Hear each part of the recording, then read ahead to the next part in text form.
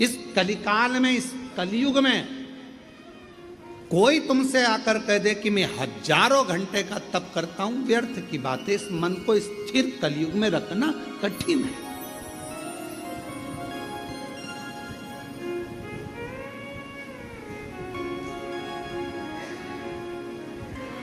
इस मन को कंट्रोल में रखना बहुत कठिन।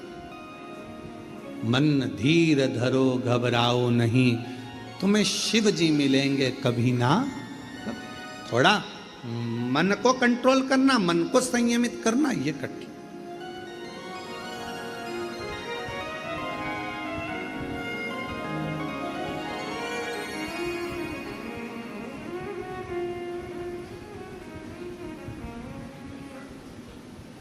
अब एक व्यक्ति कहीं गया साधना में और वो आंख बंद करके बैठ गया।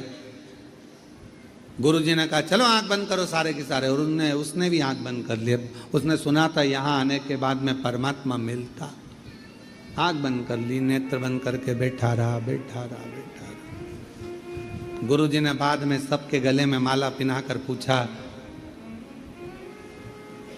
नेत्र बंद करने पर तुमको क्या दिखा? कोई ने कुछ बताया, कोई ने कुछ बताया। जो व्यक्ति बेचारा आया था सीधा साधा था, उससे पूछा तुम्हें क्या दिखा? दिल्ली का लाल किला, चांदनी चौक। गुरुजी बोले कि तू टीवी देख रहा था कि नेत्र बंद करके बैठा था?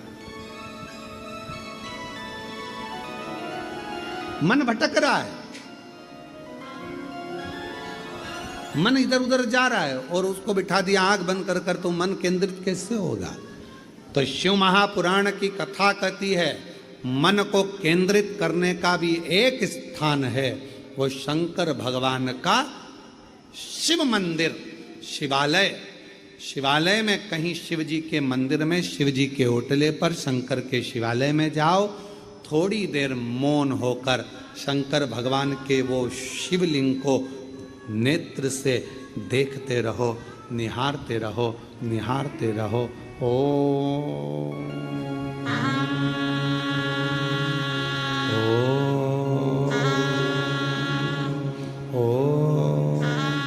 ओम का नाद करते हुए जब हम शिवलिंग की ओर देखते हैं तब मन केंद्रित होता है, मन केंद्रित होता है। जो व्रत करते हैं उनको हम प्रणाम करते हैं। पहले दिन आपने व्रत उठाया कि मैं लौंग से व्रत करूंगा, मैं इलायची से व्रत करूंगा, 1 गिलास दूध से व्रत करूंगा, मैं 1 टाइम फलाहार से व्रत करूंगा, मैं 9 दिन अन्न नहीं लूंगा, मैं ये नहीं लूंगा, मैं वो नहीं लूंगा, करते हो आप लोग।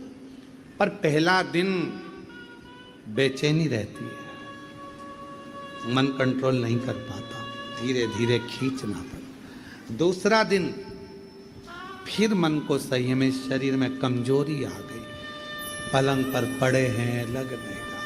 तीसरा दिन और तकलीफ आई।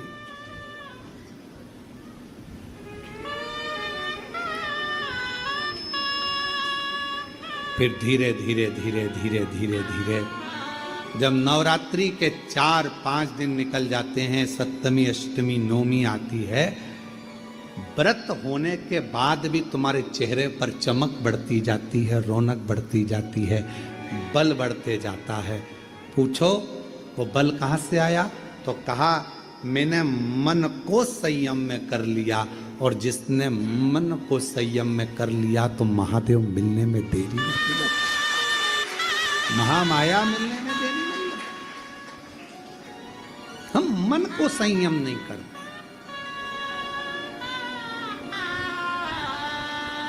शिवलिंग के सामने जाकर बैठो, शंकर भगवान के शिवलिंग का दर्शन करो, ओम का नाद करो, मन संयम। कोई कहे आंख बंद करके बैठ जाओ, नहीं होता, हमसे होता ही नहीं है, ये भटकता है दिल। आंख बंद करे दिमाग घर पहुंच जाता है। बहू चाय बना के नहीं पी जाए, पूरा दूध खत्म कर देगी।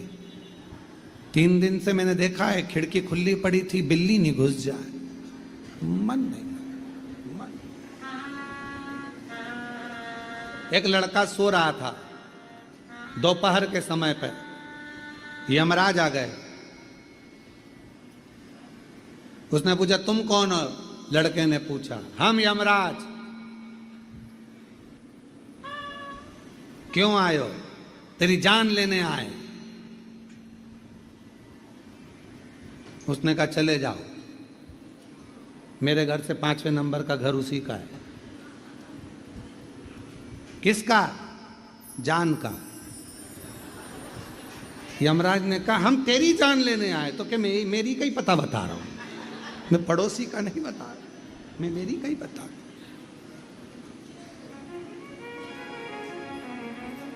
ब्रह्म है। हम भी ऐसे ही भ्रमों में जी रहे हैं। भगवान मिलेगा, भगवान मिलेगा, भगवान मिलेगा।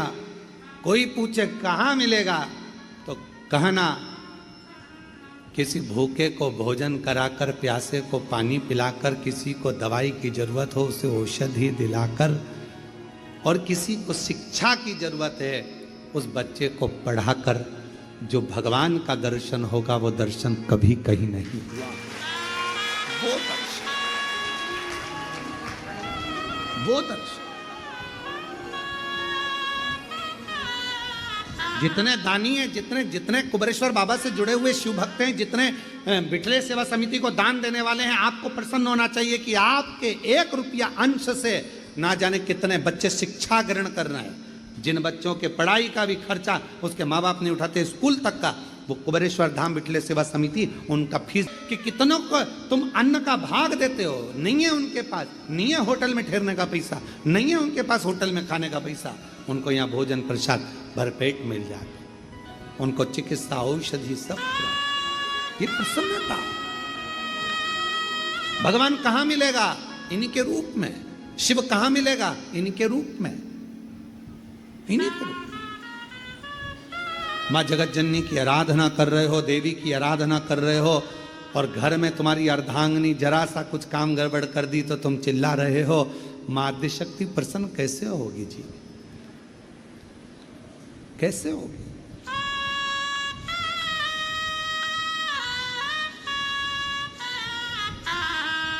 कितना सुंदर कहा है, कितना सुंदर। पितृपक्ष के 16 दिन में, पितृपक्ष के 16 दिन में अगर स्मरण में कभी बहन बेटी आ जाती है, याद करने में भी अगर बहन बेटी आ जाती है, उसके बच्चों की भी याद आ जाती है, तो पितृ तृप्त हो जाते हैं। इतना बड़ा लेख हमारे यहां शास्त्र का। भांजा भांजी का भी स्मरण हो गया तो उसका फल मिल गया।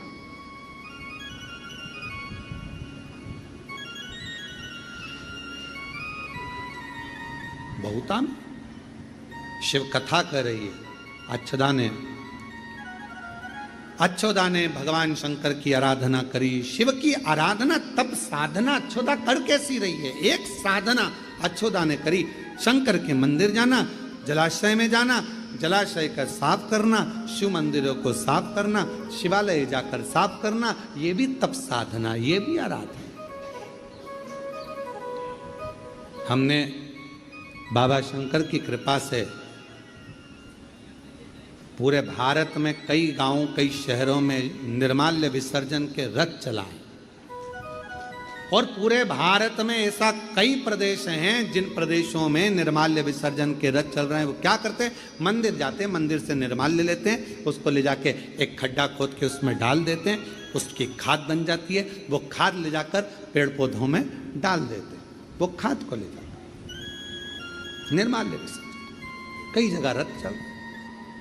उससे क्या हुआ? जलाशय शुद्ध हो गया, मंदिर, शिवालय, देवालय साफ हो गए, कचरा सड़ता नहीं, निर्माल्य सड़ता नहीं, उसका प्रयोग हो जाता। प्रयोग।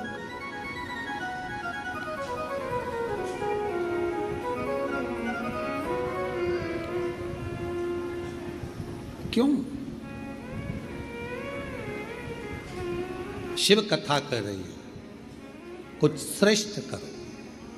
अच्छोदा जैसा कार्य करो। अच्छोदा ने शंकर भगवान को प्रसन्न कर लिया। शिव प्रसन्न हो गए, आ गए, प्रकट हो गए। अच्छोदा, शंकर भगवान अकेले नहीं आए, पूरे देवताओं का जिन जिन का तप साधना करी उन सबके साथ आए। अभी आपको कहा था सारे व्रतों का फल शिव देते हैं, बिना शंकर भगवान के पूछे तो फलों आपको किसी व्रत का फल भी नहीं मिल सकता।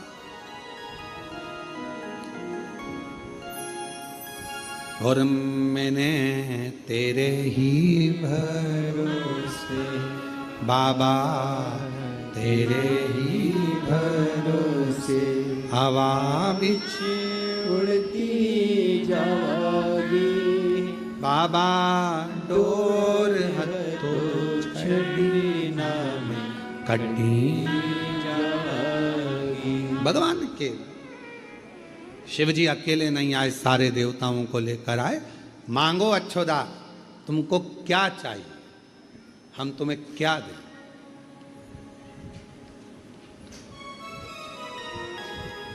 कई बार ऐसा होता है,